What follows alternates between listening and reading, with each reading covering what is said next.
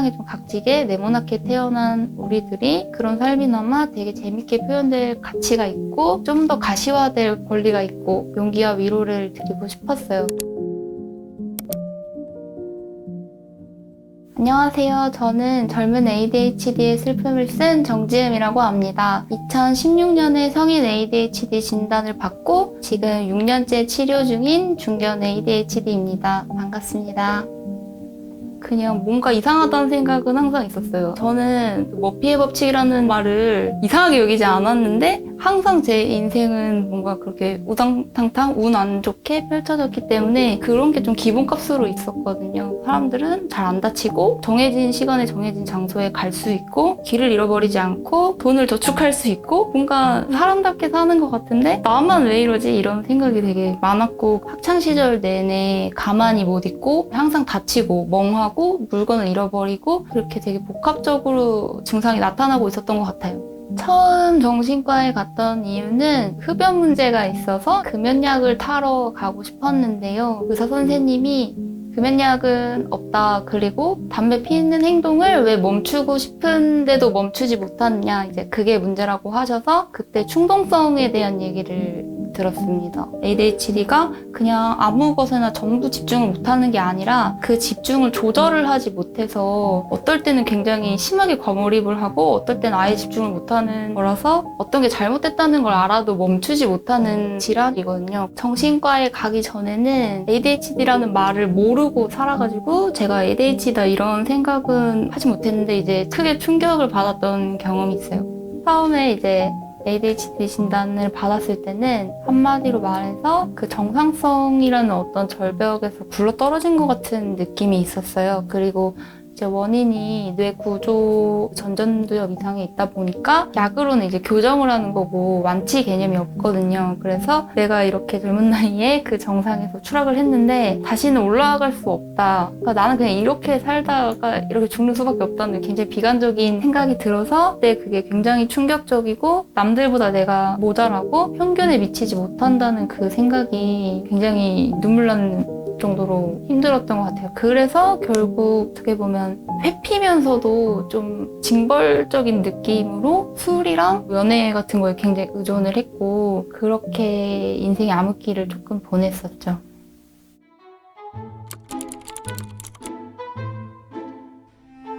그 암흑기라고 불린 시간을 보내면서 당연히 상당히 우울한 나날을 보냈는데 사실 우울함에도 그리 집중을 할 수는 없어요. 슬퍼서 죽을 수가 없었어요. 계속 생각이 전환되고 우울한 이유도 그걸 깊게 파고든다기보다는 항상 새롭게 우울하거든요. 저 같은 경우는 항상 그 농담이랑 유머를 잃지 않으려고 굉장히 집착했거든요. 제가 이제 슬퍼서 좀 울 때도 세상에서 가장 작은 염전이 터졌다 이런 식으로 좌절을 해서 땅을 보더라도 그냥 이렇게 말을 거는 거예요. 제 왼발이랑 오른발을 보면서 너희들 중에 저번에 개똥 밟은 친구 누구지? 이런 식으로 생각을 하면서 이 엉망진창인 상황을 좀 다르게 생각하려고 해요. 어떤 사람의 완벽도를 계속 재고 등수를 붙여서 저 사람은 나보다 대단하고 저 사람 나보다 못하고 이렇게 생각한다기보다는 그냥 이 세상이 거대한 토마토 바구니구나. 나는 짭짜리 토마토고 저 사람은 방울토마토고 이분은 스테비아 토마토고 이분 대추 토마토다. 그리고 나를 힘들게 하는 사람은 터진 토마토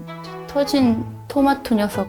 이렇게 생각하면 뭔가 우울감도 좀 거리감이 생기고 아주 조금의 미소나마 지으면서 살 수 있는 것 같아요.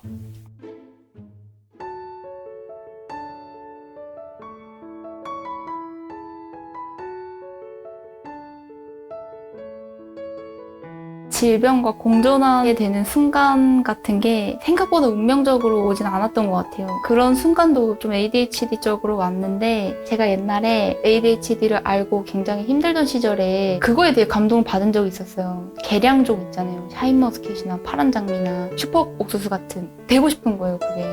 나도 유전적 결함이 있다면 뭔가 어떻게 잘 손보면 뭔가 슈퍼 계량종이 될 수 있지 않을까 해서 그때 제가 아닌 사람처럼 살려고 굉장히 노력을 많이 했었어요. 원하는 모든 것을 이제 원하지 않고 말하고 싶은 거에 항상 반대로 얘기하고 그러면서 굉장히 다른 사람이 되려고 노력했던 적이 있는데 당연히 실패했습니다. 사람은 그렇게 고쳐지지 않고 그렇게 고칠 필요도 없고 내가 그렇게 노력해서 할 땐 되지 않았는데 될 대로 되라 하니까 어떻게든 굴러가는 걸 보고 아 그냥 내 삶은 항상 이런 식이겠구나 라는 생각이 많이 들었어요. 항상 이런 식인데 그 이런 식을 내가 예측을 하지 못할 것이다. 뭔가 그 통제하고 싶다는 어떤 욕구를 내려놓으니까 좀 마음이 편해지고 이제 그때부터 공존이 시작됐던 것 같은데 사실 이거는 이제 시간이 필요했던 일 같아요. 근데 충분한 시간이 흘러서 그런 마음을 가질 수 있지 않았나 하는 생각이 들었어요. 옛날에는 그 기간을 시간 낭비라고 표현을 했는데 그로부터 또 몇 년이 흐른 지금은 살면서 낭비되는 시간이라고 생각하는 시간도 필요하다는 생각이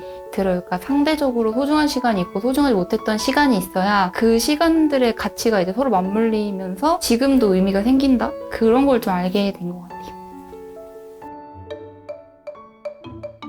처음 글을 쓰게 된 계기는 제가 어느 날부터 점점 스마트폰 중독이 너무 심해져서 일일 스크린 타임이 거의 12시간을 넘어가는 지경에까지 이르렀는데 스마트폰을 놓을 수는 없었어요. 저의 과몰입이 이제 또 스마트폰으로 가게 돼서 그러면 어떻게 해야 되냐 하다가 이제 스마트폰으로 뭔가 생산적인 일을 하고 실제로 생산을 해야겠다라고 생각해서 이제 핸드폰으로 글을 쓰게 됐어요. 그때 눈에 띈 그 저작 툴이 브런치였고 마침 거기서 이제 제8회 브런치북 출판 프로젝트라는 공모전을 하고 있었어요. 당선을 욕심낸다기보다 그냥 3주 후에 뭔가 마감이 있으니까 그때까지 최대한 많이 써보자고 해서 뽑아낸 게 젊은 ADHD의 슬픔 초고였고 그게 당선이 되면서 책이 세상에 나오게 됐죠. 글쓰기는 저한테 어떻게 보면 이제 자기 화해랑 자기 고백의 의미가 훨씬 크다고 생각해요. 나는 나의 첫 번째 독자고 나는 나의 첫 번째 작가고 제 얘기를 쓰다 보면 어느새 되게 저절로 자기와의 대화가 되곤 하거든요. 근데 그게 싸움일 때도 있고 화해일 때도 있지만 그런 소통이 발생한다는 것 자체로 굉장히 의미가 깊다고 생각해요. 그래서 젊은 ADHD 슬픔 처음 브런치에 연재할 때는 자기 고백적인 성격이 굉장히 강했는데 출판물로 엮이면서는 다른 독자님들 생각을 많이 했어요. ADHD라는 진단명을 발견하고 굉장히 외로운 마음이 들었을 때 누군가 먼저 그런 혼란을 겪고 지나갔음을 알려드리고 싶다는 생각이 많이 들었어요. 어떻게 보면 세상에 좀 각지게 네모나게 태어난 우리들이 그런 삶이나마 되게 재밌게 표현될 가치가 있고 좀 더 가시화될 권리가 있고 그런 말씀을 드리면서 용기와 위로를 드리고 싶었어요. 그래서 이 책은 사실 질환에 대해서 의학적으로 설명하고 해결법을 드린다 이런 책은 아니지만 질환자들끼리 가질 수 있는 유대감이나 가치감이나 우정 같은 걸 담고 있다고 생각해요. 동의보감 같은 게 되길 바란다기보다는 정말 책장에 언제든 만날 수 있는 친구처럼 다가갈 수 있기를 바랍니다.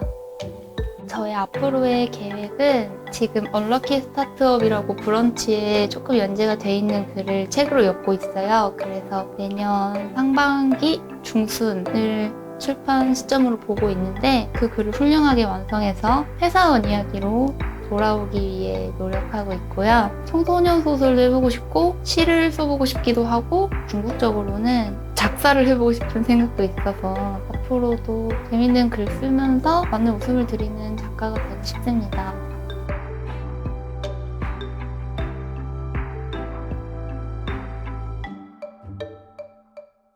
제가 오늘은 과거에 저에게 편지를 한 통 써왔는데요. 이 편지 낭독하면서 마무리해보도록 하겠습니다. 과거의 나에게 안녕, 과거의 나야. 일단 사는 내내 너무 멍청이 취급해서 미안해. 사람들이 모질이라고 손가락질할 때 앞장서서 동조한 것이 가장 미안하다.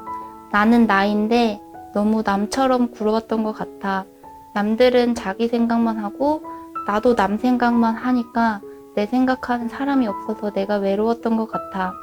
근데 나 사실 내가 똑똑하다는 증거를 딱히 찾지는 못했어. 어쩌면 과거의 나랑 지금 이렇게 말하고 있는 나랑 미래의 나까지 정말 통째로 바보인 건가 생각해. 근데 이제는 내가 혹시나 똑똑할지 남들에 비해 몇 등일지 생각하는 자체가 완전 지루해. 어차피 내가 바보라고 하더라도 난 천재가 되는 것보단 사람들과 둘러앉아 노는 것에 관심이 있어. 어차피 우리 엄마가 재밌게 사는 사람이 제일 똑똑한 사람이라고 했거든. 그래서 난 재미를 잃지 않으려고 늘 유머에 대해 생각해. 계속 웃는 게 한 번도 울지 않는 비법이 되기도 하는 것 같아. 예전에는 과거는 고정불변이고 현재와 미래만 변할 수 있다고 생각했는데 인생은 한 번 지나가면 끝인 타임라인이 아니라는 생각이 들어. 오히려 동그란 시계 같다고 생각해. 과거와 현재와 미래는 시계 속의 초침, 분침, 시침 같아. 각자의 속도로 계속 돌면서 마주치고 지나치고 겹치면서 비로소 인생이 흐르는 것 같네. 어쨌든 과거의 나야. 네가 여러 가지 수모를 버텨주어서 내가 지금 이런 말도 할 수 있는 여유 있는 사람으로 컸다. 고마워, 너 덕분이야. 그리고 난 아직 다 안 컸으니까 나를 잘 지켜보렴. 안녕.